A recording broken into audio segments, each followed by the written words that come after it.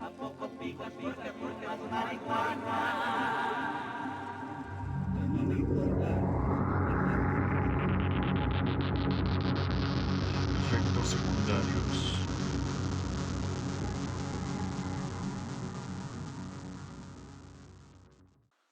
Cuántas esperanzas para la familia y la patria, arrojadas por la corriente nauseabunda de la embriaguez, al mar en que naufragan toda virtud, todo carácter, toda dignidad.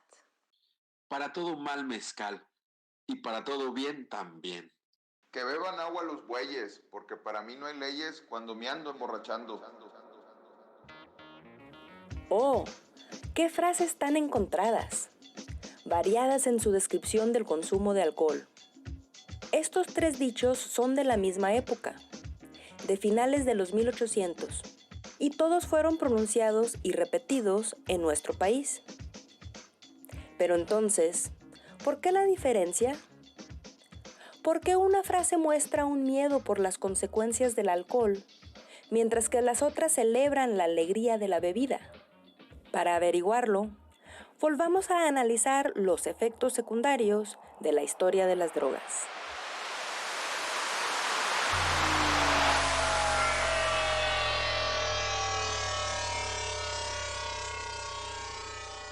La vida en la segunda mitad del siglo XIX fue muy diferente a la de siglos anteriores.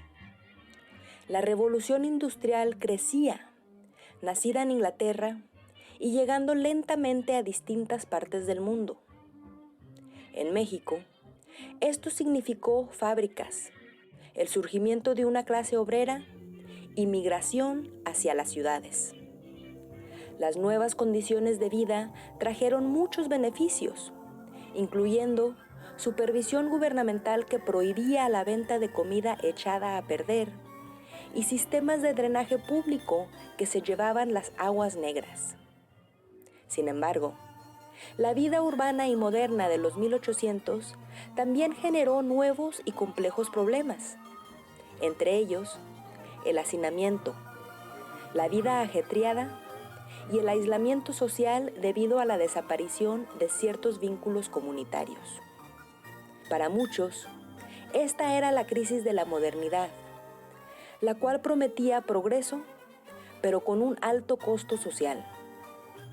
Al voltearse a ver su contexto, las élites en las grandes ciudades de México, al comienzo de los 1900, notaron personas viviendo en pobreza y en condiciones insalubres. Estas masas, en sus ratos libres, consumían públicamente alcohol y otros vicios.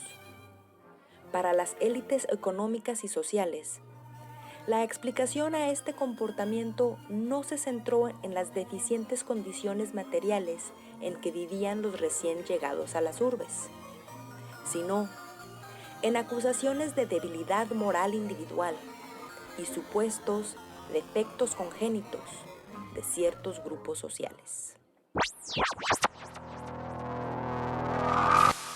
En medio de los grandes cambios que significó la modernidad en México, políticos, autoridades judiciales, médicos y otros se mostraron preocupados por el consumo de alcohol, tabaco y de prostitución entre las clases populares. Aunque consumir alcohol era ya, por siglos, parte establecida de la vida social mexicana, las preocupaciones públicas por el consumo de alcohol se hicieron más notables en la transición al siglo XX. Si el progreso había traído manufactura y fábricas a la Ciudad de México, por ejemplo, estas necesitarían empleados consistentes. Prácticas como el llamado San Lunes, cuando los trabajadores no acudían a sus labores al comienzo de la semana, después de algunos días de embriaguez, significaba una pérdida económica para los dueños de las fábricas. Así, entre las élites, en los periódicos y en los discursos científicos, se empezó a ligar la idea del consumo de alcohol con la indisciplina. Beber fue públicamente caracterizado como una práctica improductiva y un obstáculo a la ética de trabajo. Además, combinando teorías raciales, de herencia y médicas, nuevas ciencias como la criminología y la sociología proponían que la población de escasos recursos era proclive al alcoholismo y al crimen, partiendo de la idea que el gusto por alcohol, marihuana, opio y otras sustancias se pasa vía sanguínea de generación en generación. Se decía que los pobres acabarían irremediablemente como alcohólicos. Aún más, si el consumo de alcohol simbolizaba una falta de disciplina, el discurso predominante sostenía que esa indisciplina se traducía fácilmente en falta de respeto por leyes y autoridades. Sin tener control sobre sí mismas, las personas cometerían actos criminales como el robo, las riñas públicas e inclusive el asesinato. Por estas nociones, se propuso que era necesario disminuir el consumo de vicios entre las clases bajas. Pero, ¿realmente el consumo de alcohol era un problema de las clases trabajadoras? ¿Era señal de indisciplina y sinónimo de criminalidad? No. Innegablemente, las élites también disfrutaban de la bebida y de otras sustancias. Pero los hábitos de consumo de las élites y los de los trabajadores variaban significativamente. Los trabajadores manuales en el centro del país solían beber pulque durante largas horas, los fines de semana o después de su día laboral. Se reunían grupos grandes de personas en pulquerías pintadas de vívidos colores, las cuales solían carecer de agua entubada y excusados modernos. En cambio, los miembros de las clases acomodadas tomaban destilados, tales como whisky y ron, en cantinas elegantemente decoradas a la usanza europea, donde la cantidad de clientela era menor.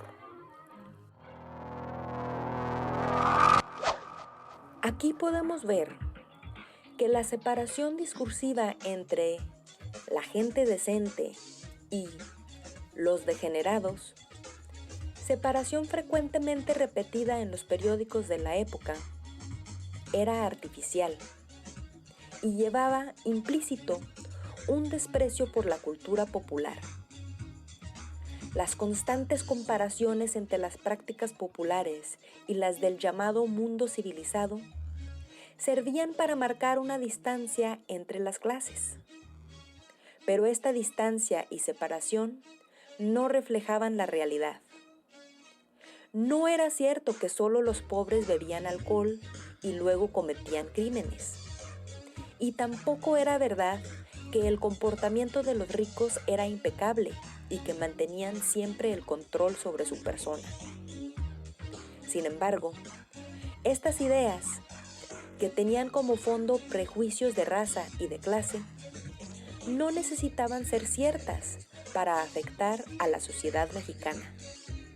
Por ejemplo, a finales del Porfiriato, el Congreso Médico Nacional y la Gaceta de Policía pidieron se prohibiera la embriaguez en la vía pública, pensando que así se evitarían las aglomeraciones dentro y fuera de las pulquerías.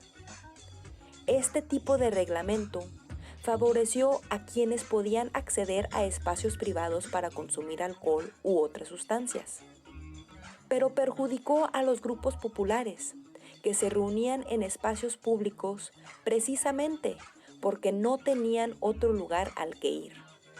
De esta manera, nociones que erróneamente equiparaban la pobreza con el consumo de alcohol y la criminalidad, fueron utilizadas para crear políticas públicas que enaltecían los valores de un grupo social, a la vez que desdeñaban las prácticas de otros.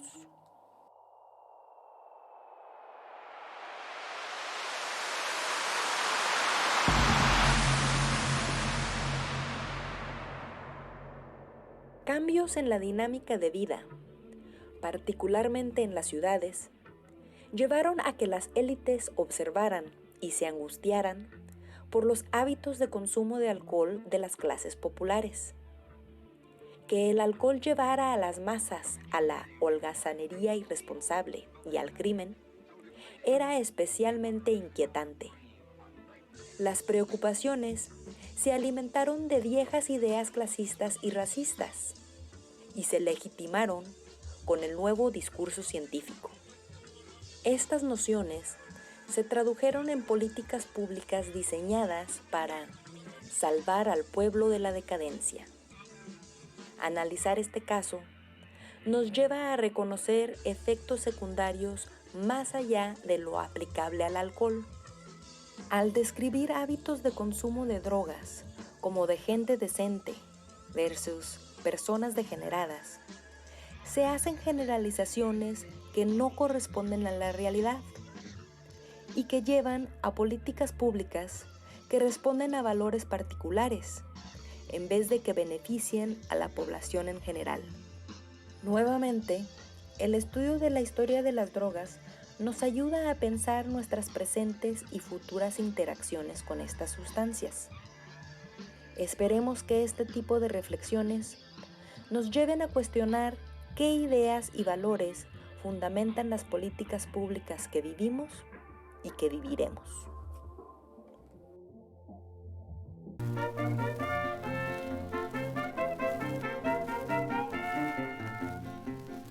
¿Te quedaste clavado? Te recomendamos el capítulo El discurso sobre la criminalidad y el alcoholismo hacia el fin del porfiriato, de Pablo Picato, en el libro Hábitos, Normas y Escándalo, Prensa, Criminalidad y Drogas durante el Porfiriato Tardío de 1997. Y el artículo también de Pablo Picato, El paso de Venus por el disco del Sol, Criminality and Alcoholism in the Late Porfiriate, de la revista Mexican Studies, Estudios Mexicanos, de 1995. Creado por Cinia Capó. Elephant Studios.